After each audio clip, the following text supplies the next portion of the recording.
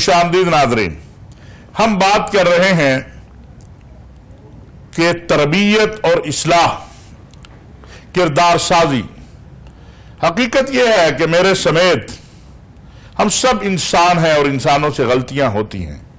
ہمیں اپنی غلطیوں کا اعتراف کرنا چاہیے، ہمیں مان لینا چاہیے کہ ہم سے غلط ہوا ہے، ہمیں مان لینا چاہیے ہم سے کوتاہی ہوئی ہے، اور یہی دین ہمیں سکھاتا ہے۔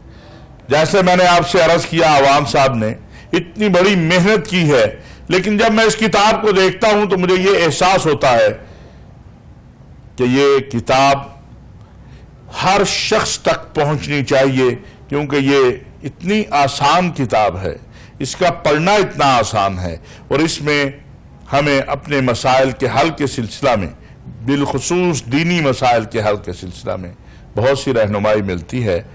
آخر ایک شخص جس نے انٹرنیشنل امور میں ایم اے کیا، انجینئرنگ میں ڈگری حاصل کی، وہ کیوں یہ چاہتا ہے کہ پاکستان جو ہے اس کے اندر نظام اسلام آئے؟ اس کا یہ جذبہ، اس کا یہ احساس کیسے پیدا ہوا، اس پہ ہم بات کر رہے تھے۔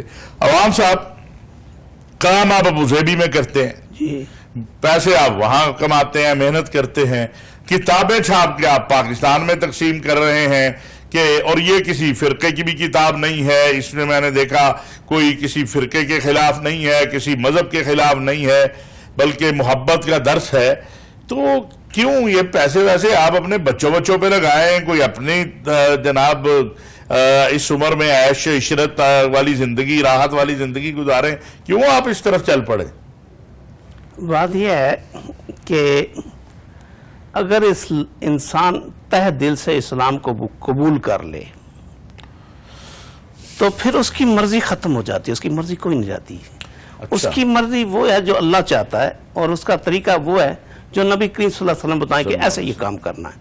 تو جب ہم نے دیکھا تو میں نے کیا کیا، بچوں کو تو تعلیم دے دی، لیکن میں نے ان کے لیے بینک بیلنس نہیں جمع کیا۔ کتنے بچے ہیں آپ کے؟ 5 بچے ہیں ماشاءاللہ، 3 بچے اور 2 بچیاں۔ بڑی بچی ڈاکٹر ہے، دوسری بچی نے بھی ایم بی اے کیا، اور آپ یعنی بچیوں کی تعلیم کے حق میں ہیں؟ بالکل حق میں۔ تو یہ جو عوام صاحب لوگ کہتے ہیں بچیوں کو تعلیم نہیں دینی چاہیے، اس کو آپ کیسے دیکھتے ہیں؟ دیکھیں نا، جب یہ ایک حدیث ہے کہ علم حاصل کرنا ہر مسلمان مرد اور عورت پر فرض ہے، ٹھیک ہے، تو جب نبی کریم صلی اللہ علیہ وسلم نے یہ فرما دیا تو ہمارے پاس کیوں، کیا اور کیسے کی گنجائش نہیں ہے۔ سمعنا واطعنا، سنا اور مانا، وَمَن يُطِعِ الرَّسُولَ فَقَدْ أَطَاعَ اللَّهَ، جس نے اللہ کے رسول کی اطاعت کی گویا اس نے اللہ کی اطاعت کی، اور اللہ کا رسول اپنی مرضی سے کوئی بات نہیں کرتا۔ وَمَا يَنطِقُ عَنِ الْهَوَىٰ، وہ جو کچھ اللہ چاہتا ہے وہ کرتا ہے۔ تو اللہ نیکی کا معیار جو ہے تو اللہ کا رسول ہے، عمل کا معیار اللہ کا رسول ہے۔ اگر ہم نبی کریم صلی اللہ علیہ وسلم کو چھوڑ کر کے آگے جانا بھی چاہیں تو ہم نہیں جا سکتے، ہمیں انہی کے طریقے پر چلنا پڑے گا۔ قرآن ہمیں کس نے سکھایا؟ قرآن تو نبی کریم صلی اللہ علیہ وسلم کے سینے پر اترا ہے، دل پر اترا ہے، اِنَّا نَزَّلْنَا عَلَىٰ قَلْبِكَ بِإِذْنِ اللَّهِ۔ تو انہوں نے ہمیں قرآن سکھایا، انہوں نے ہمیں سارا دین سکھایا، انہوں نے ہمیں نظام حیات سکھایا، تو یہاں کیوں، کیا اور کیسے کا کیا سوال پیدا ہوتا ہے؟ مسلمان کے لیے یہ نہیں ہے، یہ تو کافر کے لیے ہوتا ہے کہ وہ پوچھتا ہے کہ جی اسلام میں یہ کیوں ہے، یہ کیوں ہے۔ ہمارے لیے 3 اصول ہیں۔ پہلی بات، لا ریب فیہ، اس قرآن میں کوئی شک نہیں ہے، اگر ہم نے شک کیا تو ہمارا ایمان سلب ہو گیا۔ اس کے بعد ھدی للمتقین، ہدایت ان کے لیے ہے جو نافرمانی سے بچنا چاہے، اللہ کے کوئی کسی قسم کی بھی نافرمانی ہو، یا نبی کے صلی اللہ علیہ وسلم کی کوئی نافرمانی ہو، اس سے بچنا چاہیں، گناہ سے بچنا چاہیں، یہ تقویٰ ہے۔ اور تیسری چیز، سمعنا واطعنا، سنا اور مانا۔ ہمارے پاس یہ گنجائش نہیں کہ ہم کیوں، کیا اور کیسے کہیں۔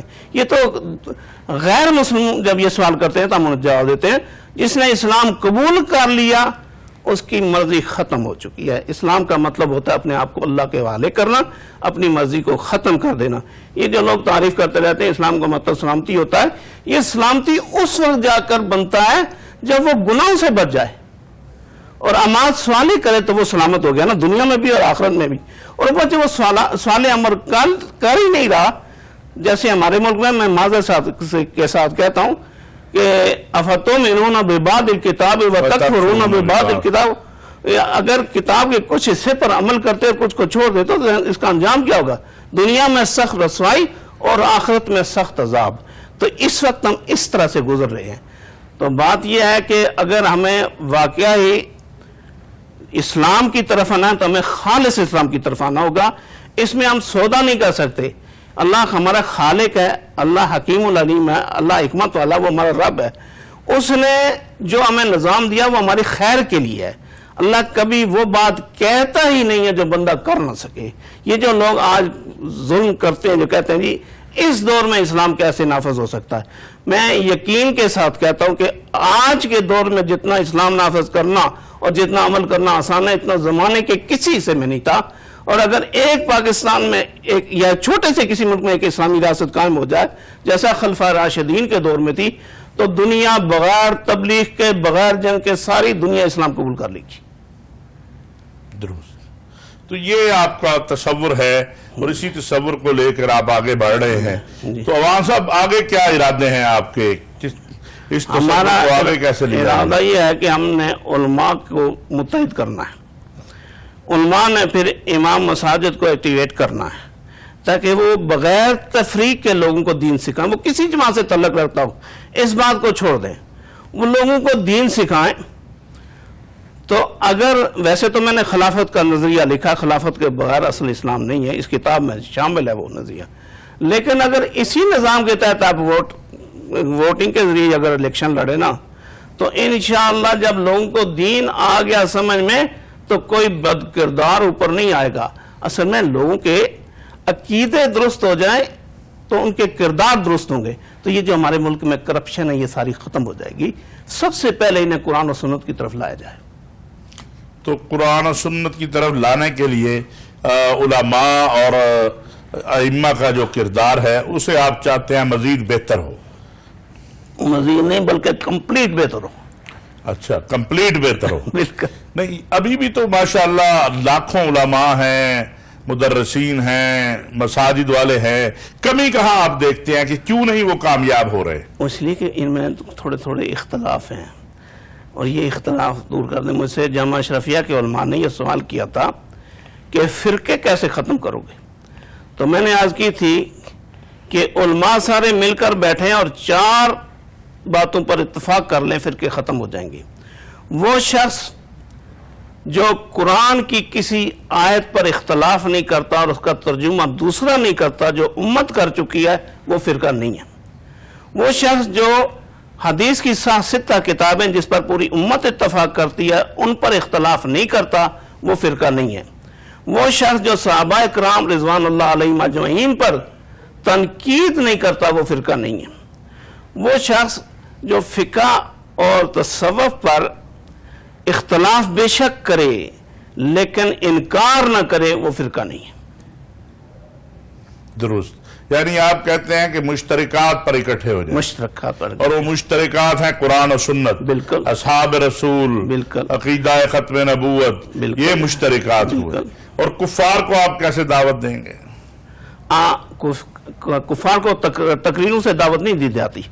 آپ اپنا کردار درست کر دیں۔ میں آپ کو لکھ کر دیتا ہوں گارنٹی کے ساتھ، اس پاکستان میں آپ اصلی اسلام نافذ کریں جو خلفاء راشدین کا تھا، اور کوئی مشکل بھی نہیں ہے۔ یہ آپ کا پڑوسی ملک ہندوستان ہے، یہ بہت بڑا مطلب کفر پر ہے۔ میں یقین کے ساتھ کہتا ہوں کہ یہ ساری قوم سب سے پہلے اسلام قبول کرے گی، آپ کے کردار کو دیکھ کر، آپ کے معاشی نظام، اس میں میں نے معاشی نظام بھی لکھا۔ کردار بنے گا کیسے؟